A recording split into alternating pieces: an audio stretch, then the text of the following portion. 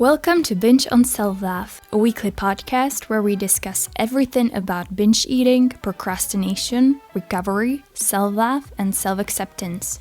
I'm your host Anna, but you can call me Anchi, and every Tuesday I'll cover a topic related to binge eating, procrastination, or self-acceptance.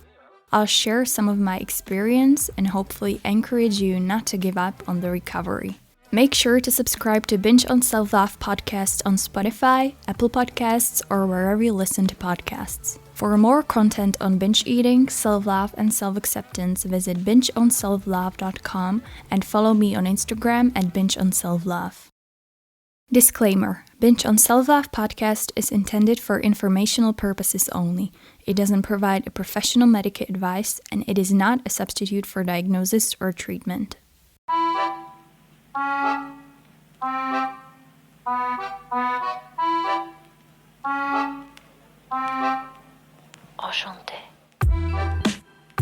Hello everyone, welcome to another episode of Binge on Self-Love podcast. Thank you so much for taking your time and for tuning in. I really appreciate it. We live in a world where we are constantly overloaded with information and tips how to lose weight, how to gain muscles, how to look as shreddy as possible, how to get back in shape after Christmas, get ready for summer, for your wedding, or get back in shape after having a baby and stuff like that. Magazines, blogs, and social media feeds us with headlines and articles about different people. Your favorite celebrity, your favorite influencer, but even a random person and their stories, how they finally got in shape. It's a keto diet for one, paleo for another, and if it fits your macros diet for someone else. It's still the same every year. It's the same promises every season. Get that bikini body ready, lose weight, get lean, and hit the beach looking like a model. And when the holiday season is over, it's all about the new year, new me. Tips guaranteed to stick to your New Year's resolution and finally get fit. Unfortunately, I don't think that dieting is just a trend of the past couple of years. I think it's always been there. A desire to lose weight built by society, promoted by the diet industry, and believed by us, targeted consumers.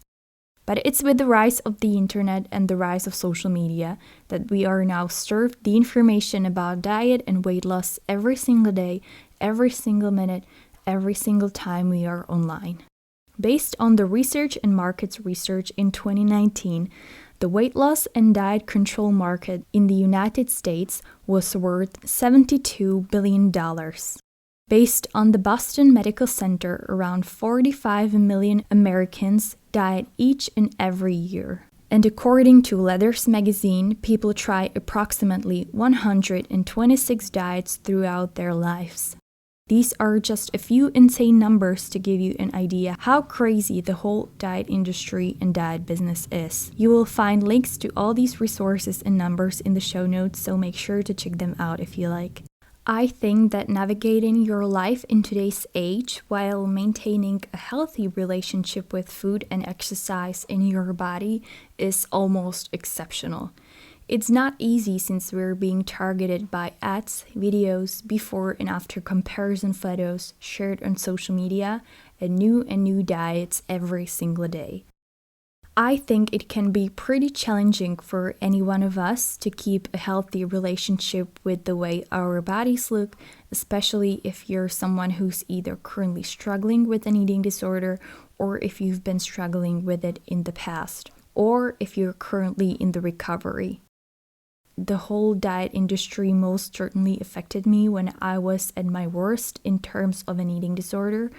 And it definitely did affect the way I perceived what I thought a woman's body of my age should look like compared to what I actually looked like. I would like to dedicate today's episode to talking about the diet culture, since it's something that can be pretty toxic and it's tightly connected to eating disorders. I am by no means able to cover the whole diet culture issue within just one podcast episode, but I think it's necessary to keep talking about this if we want to make a change. I would also like to emphasize that I am not a nutritional therapist and that this episode covers diets that we choose in order to lose weight and that we feel pressured by the whole diet industry that we should follow. I completely understand that there are many of people who are following a diet for medical reasons such as gluten and dairy sensitivity and intolerance, diabetes, malnutrition, eating disorder, and many, many others. And I am by no means talking about these types of diets. So let's get into the episode. When I was preparing for today's episode, I was aware that diet culture is a problem affecting people at any age in today's society. But the more I dug deeper into it, the more I realized how toxic the whole diet culture actually is and how it basically parasitizes on people's insecurities. As someone who has been struggling with anorexia and binge eating, I know how fragile positive body image can be and how easily it can be broken by someone telling you that how you look is not good enough or skinny enough or beautiful enough and that the way you eat is not the right way you should be eating. I would like to provide you with a definition of what the diet culture actually is, although we all probably have a certain idea about it. Since I am not a professional nor am I a nutritional therapist, I'm going to quote a definition by Sarah Upson, registered dietitian, nutritionist, and certified eating disorder specialist, from an article at Eating Disorder Registered Dietitians and Professionals website. Sarah defines the diet culture as, quote, a belief system that focuses on and values weight, shape, and size over well-being. Variations of diet culture also include rigid eating patterns that on the surface are in the name of health, but in reality are about weight, shape, or size, end quote. As always, I will leave a link to all sources and quoted resources in the show notes so you can read the articles and studies in case you would like to learn more. The driving force behind the diet culture is the need to lose weight, the fear that if you do not look a certain way, if your weight is not a certain number on the scale, then you are not good enough. There's a fear embedded in us that if we don't look a certain way, then we won't be accepted by the society. The whole diet culture is basically built on people's insecurities. You're not happy with your weight? Well, here, buy my weight loss plan. You gained a few extra pounds over Christmas? Here, try these magical weight loss pills or weight loss teas. You are skinny but still, quote, not enough to fit the society standards? Here, try this new miracle weight loss diet.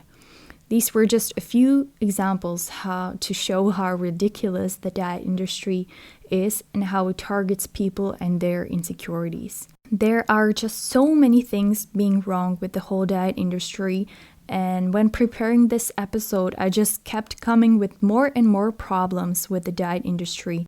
So, what are the problems with the diet culture? Number one, it gives our body weight more meaning than it actually has. As I've said, the whole diet industry is based on people's insecurities and it parasitizes on us not being happy with the way we look. The problem is that the ultimate goal of the diet, aka the weight loss, is no longer associated just with how much we weigh, but with how we perceive ourselves. The diet industry teaches us to love and praise ourselves when we decide to lose weight, but to despise ourselves if we don't. We associate the weight with self-worth. Worthy of self-love if we're skinny, not worthy if we're not that skinny. I can only speak from my experience, and I 100% did associate my self-worth with how much weight I was able to lose. A pound down equal to success and happy version of Anchi, aka me, but a skipped workout or a piece of chocolate or a pound gained equal to me being a loser with no willpower. I find it really sad, but also interesting how do we let such insignificant things such as weight affect our entire life and how we perceive ourselves as human beings. We associate weight loss with happiness, with success. We believe that we will be accepted by society, and we feel like we will finally be worthy of love. Another problem is that the diet culture teaches us to divide food on good and bad. Although I am not a nutritional therapist, there is no doubt that some food is going to be more nutritious and more beneficial for you than other. But as someone who's been dealing with an eating disorder, I can quite surely say that the worst thing you can do with food is to start seeing it as bad food and good food. Because once you do that, you start building an emotion-based relationship with food. There's food you like, but it's from the bad category. So when you eat it, you're going to feel guilty and ashamed, and you'll most probably feel like you messed up your diet. Equally so, you can label food as bad with no logical reason other than it makes you feel fat. But any food can make you gain weight, any food that won't be eaten in moderation, just like anything in life. Anything in life can become dangerous, and it can become a problem if it's not done in moderation. If I'm going to spend all my money that I have on buying piles of clothes, that's going to leave me broke because I wasn't doing it in moderation. If I'm now going to run for 3 hours a day, 7 days a week with no proper training, then that's most probably going to leave me injured because, again, I wasn't doing it in moderation. And the same applies to food. If we're going to avoid the food that we labeled as bad, it's only going to leave us want it more than ever, which then leads to the constant battle between what you should be eating and what you actually want to eat. I'm by no means saying that we should eat just junk food all day, every day, but I'm saying that everything should be in moderation, in balance, and that our eating habits should be flexible. Problem number 3 is that the diet culture leads to a lifestyle where we constantly controlled by food. Following up on the previous point, the more you try to avoid something, the more you're going to think about it. And it's not any different with food when you're on a diet trying to avoid certain foods. Our minds become so consumed and obsessed by the food that we're constantly worrying, can I eat this? Can I eat that? Can I have this ice cream? What's going to happen if I have it? Does it mean that I messed up my diet? The desire to lose weight and to finally feel like you're quote-unquote enough can be so strong that it starts affecting other aspects of your life as well. For example, you may start avoiding going out with your friends because you don't want to eat out and ruin your diet. If we eat according to a diet, we acquire a mindset that we need to start our diet over in case we mess up.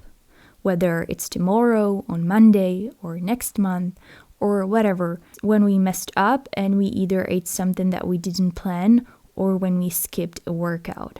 But that's not how life works. Life is also about enjoying it, and you're hardly going to enjoy anything if you're constantly worrying about what you can or cannot eat. Problem number 4 that I see with the diet culture is that we celebrate people who lose weight.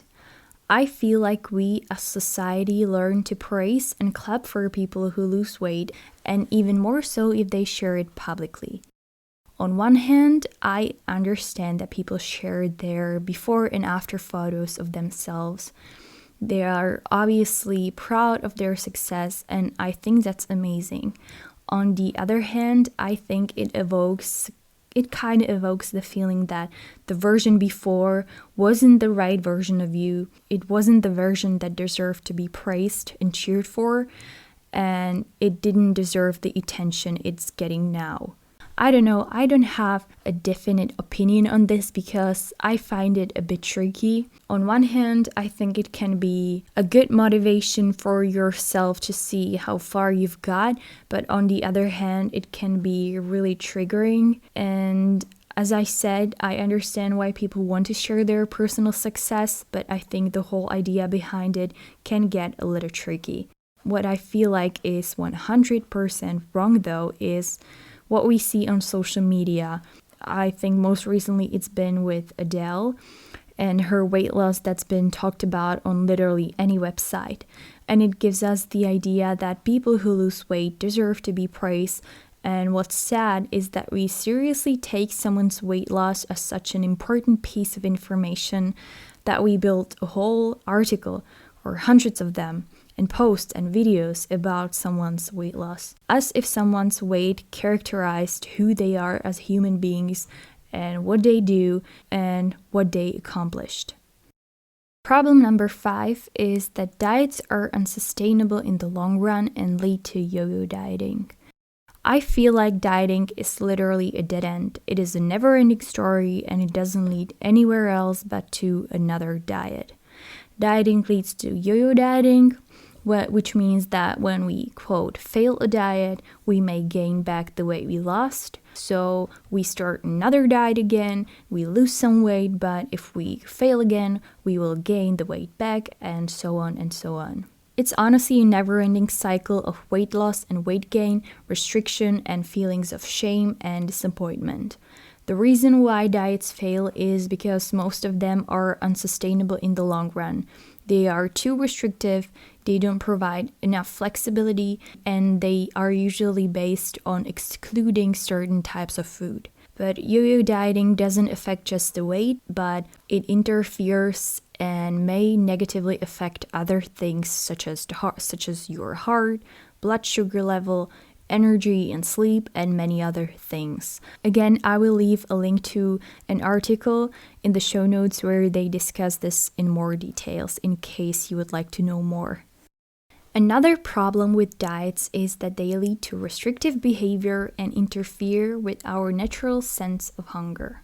We are told when to eat and when not to eat, so we may end up confused and terrified of food altogether. Food should be a necessary source of energy and nutrients for our body. Eating shouldn't cause us stress, anxiety, panic, and confusion in what we are supposed to eat and what we're not. I feel like diets interfere a lot with your hunger. You try to avoid eating when you're hungry. You eat when you're not really hungry, only to avoid eating too late and stuff like that. And even more ridiculous and dangerous are different pills and teas promoted on social media and on the internet, which are designed to suppress the hunger. I know very well that sometimes we may not actually be hungry, but we may be just bored, or we're walking around the house thinking, oh, what could I eat?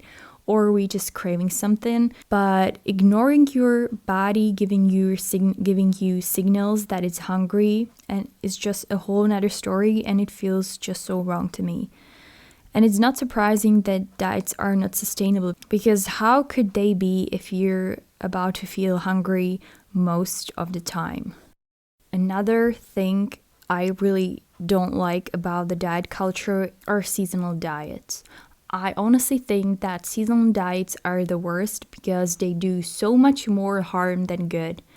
They are based on the idea that throughout the holiday season or during spring, we, quote, let ourselves go, and we should get ready for bikini season because the way we look right now is apparently not good enough, and we need another diet in order to be able to put on bikini. The same thing applies for New Year season and for New Year resolution, the whole New Year, new me thing.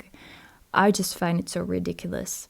And honestly, I find it very, very triggering, and I think anyone who has struggled with an eating disorder finds it very toxic as well, because I think it puts people in the wrong mindset that you should change something because it's the new year or it's summer season or it's your wedding in a few months, and it basically makes you change your eating habits for all the wrong reasons.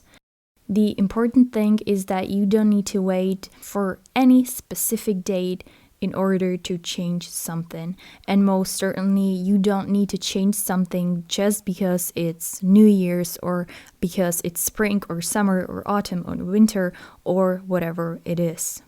What I also don't like, but it can only be my personal preference, is the idea of cheat meals and cheat days. Just the phrase cheat meal has such a negative meaning to me. I mean, if you really need to be cheating on your diet, then what's the point of it? If you need to cheat on your diet, then it's probably not the good diet for you. I don't know why not build eating habits that are sustainable in long term without these extremes, like eating super clean and healthy for most days and then having like a massive cheat day or cheat meal. I feel like cheat meals only contribute to the binge eating behavior because you only have this specific time in a day or in a week where you allow yourself to eat the food you want. And even though it's not meant to eat everything you want, I feel it just makes it much harder to control yourself because you're putting yourself in the restrictive mindset, like, if I don't have this now, then I will only be able to eat it like next week or next month or something like that.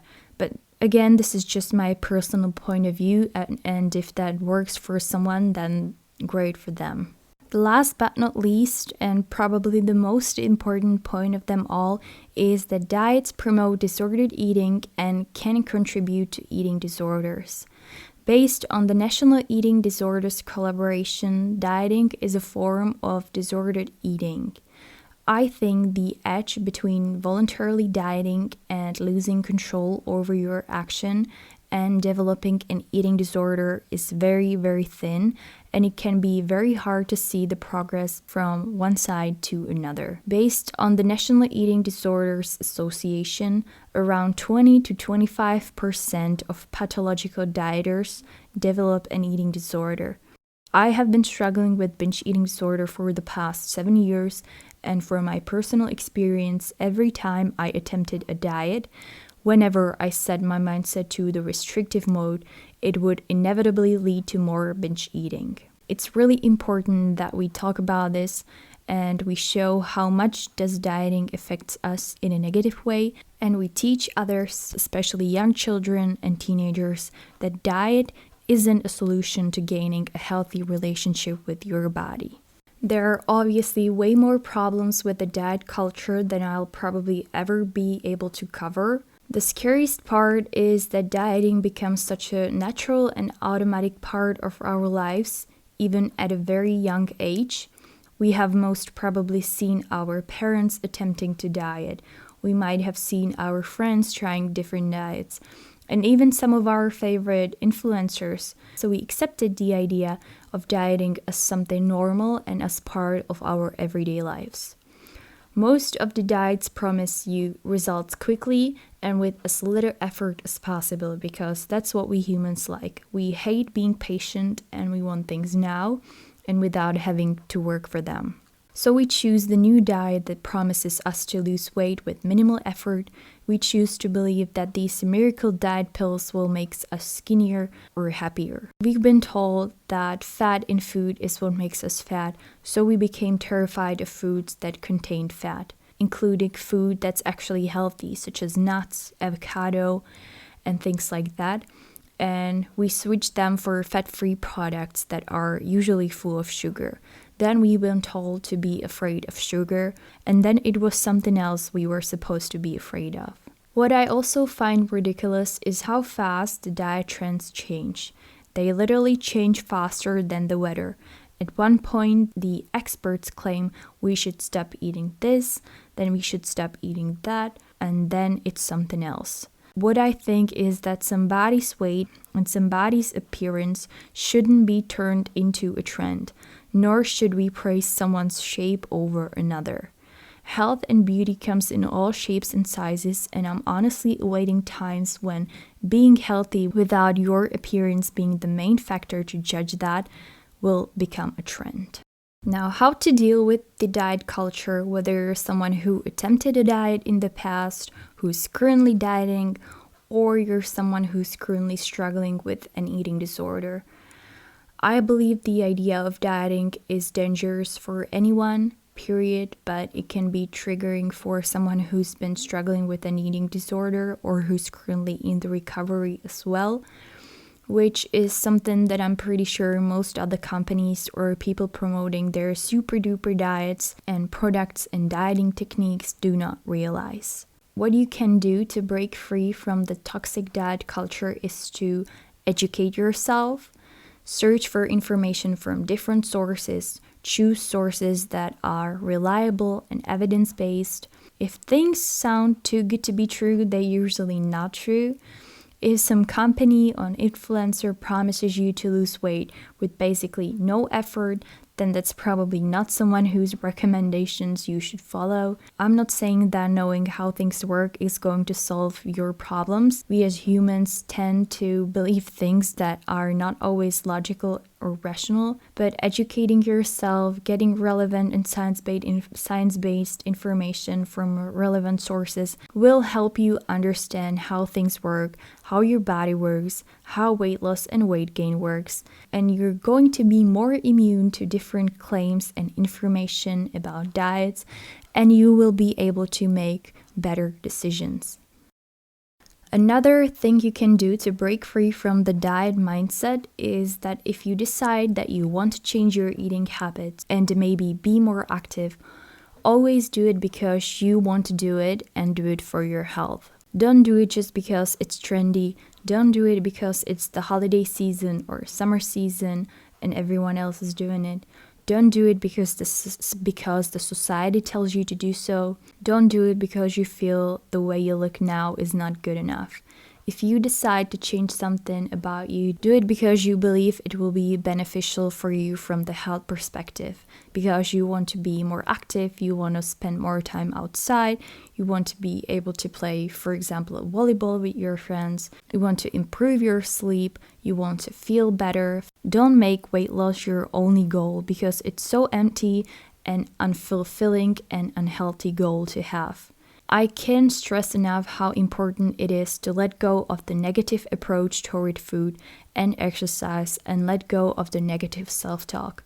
People in general, not just people who struggle with an eating disorder, tend to see exercise as the necessary torture to achieve their dream body. But your approach towards food and towards exercise and being active should be based on the positive side of it. I'm eating and I'm exercising because it makes me feel good, because I love myself and I want to take care of myself, not because I hate my body, not because I hate the way I look, not because I think I'm fat and I need to lose weight. Keep in mind that losing weight doesn't always mean getting healthier. There are many other ways how you can improve your health, and they have nothing to do with losing weight.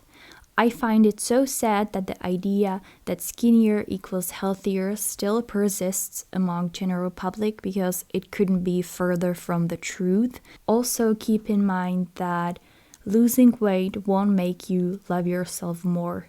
If you want to work on the relationship you have with yourself and be more kind to yourself, you need to start now, not when you reach your dream weight, because it has nothing to do with self-love. If you don't accept and don't love yourself now, you most certainly won't accept and love yourself being 20 pounds later. The number on the scale doesn't make you any different as a person, and for the longest time, I didn't want to see it and I didn't want to accept it. We tend to build self-love and self-acceptance around the wrong pillars, such as weight, popularity, money, or success, whereas we completely overlook other, more important things. To sum up this episode, there are a few things that I would like you to remember. It's great if you decide to introduce new things and new changes into your life that can potentially improve your lifestyle, such as trying a new sport, trying new foods, walking instead of driving, incorporating new food stuff into your eating habits. But you should always do it not because the society pressures you to do so, not because of losing weight, but because you want to feel better, you want to improve your life and make healthier lifestyle choices. Because only then the changes can last. Whenever I wanted to change some physical aspect of my life, the ultimate goal for me has always been to lose weight and to reach the number on the scale that I felt was both socially acceptable and acceptable by the kind of disordered thinking that I had. But as long as my goal was weight focused, I would never keep up with it. I would never succeed it. Sooner or later, I found it unbearable to restrict what I could and couldn't eat and exercise just to see a lower number on the scale. But it was when I changed my mindset and made more important things a priority. My health, how I was feeling both mentally and physically. For example, I wanted to have more energy. I wanted to improve my posture. I wanted to sleep better. I wanted to stop being so bloated from eating too much food too late at night, and I wanted to see an actual progress not in how my body would look like, but in what my body would be able to do. I would set a goal to be consistent with running. I would set a goal to do a proper push-up, which, by the way, I still cannot do. Or I would set a goal to learn how to do a certain pose in yoga. If you find it triggering, try to avoid websites, blogs, videos, and even Instagram accounts that actively promote unhealthy diets. If you feel triggered by the whole new year, new me and bikini ready thing, try to set a different goal, such as instead of working on your physical appearance, try to improve the relationship that you have with yourself. Fortunately, there are so many people who encourage and promote body positivity and talk about the problems of diet culture. Don't believe everything you hear, see, and read, and invest your time and energy into doing your own research whenever you're trying to find some new information, whether it's related to nutrition, exercise, or anything else. Try to find a way of eating that's sustainable in the long term rather than something that's solely focused on weight loss. Just because there's another diet, it doesn't mean you need to follow it. It's just another trend that will come and go like a million times before. Last but not least, remember that you deserve to love yourself now, not when you reach a certain weight, even though the diet industry tells us otherwise. Thank you so much for taking your time and for tuning in. If you enjoyed this episode, make sure to subscribe to Binge on Self-Love podcast on Spotify, Apple Podcasts, or wherever you listen to podcasts so you don't miss any future episodes. You can find more content on binge eating, procrastination, and self-love at bingeonselflove.com and follow me on Instagram at bingeonselflove. Talk to you soon. Bye!